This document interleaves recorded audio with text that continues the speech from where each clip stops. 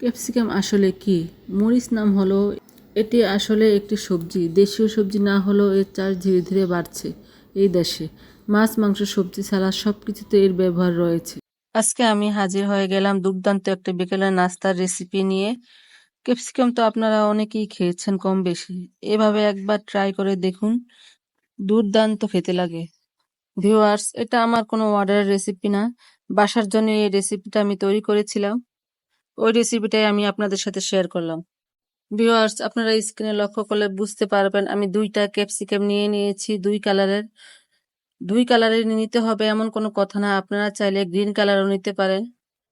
আমি কিন্তু ক্যাপসিকামগুলি ডিপ কাট করে নিয়ে পানিতে ভিজিয়ে রেখেছি জাস্ট ২০ মিনিটের জন্য।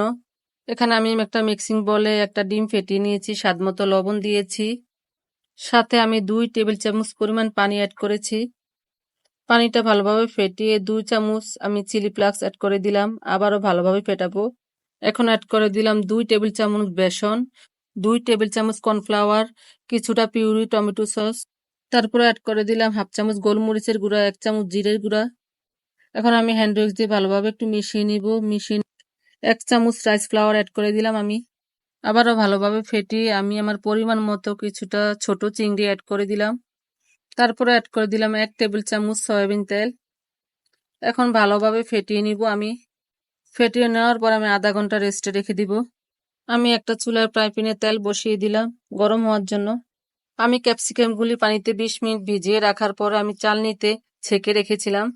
চালনির এই ক্যাপসিকামের সাথে সামান্য একটু লবণ দিয়ে আমি ভালোভাবে মিশিয়ে নিলাম। ব্যাটারটা আমি হ্যান্ড উইক্স দিয়ে ভালোভাবে ফেটিয়ে প্রত্যেকটা ক্যাপসিকাম আমি এভাবে ব্যাটারে চুপিয়ে আমি তেলে ফ্রাই করে নিব। আপনারা স্ক্রিনে ভালোভাবে লক্ষ্য করলে বুঝতে পারবেন আমি কিভাবে কি করছি।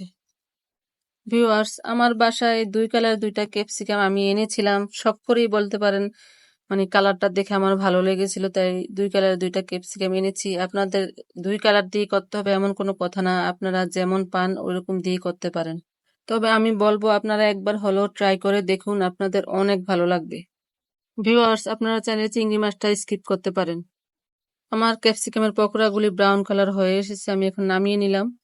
যখন এই পকোড়াটা আপনারা খাবেন তখন বুঝতে পারবেন ক্যাপসিকামের যে কি সুন্দর একটা ফ্লেভার, সেটা না খেলে বুঝতেই পারবেন না।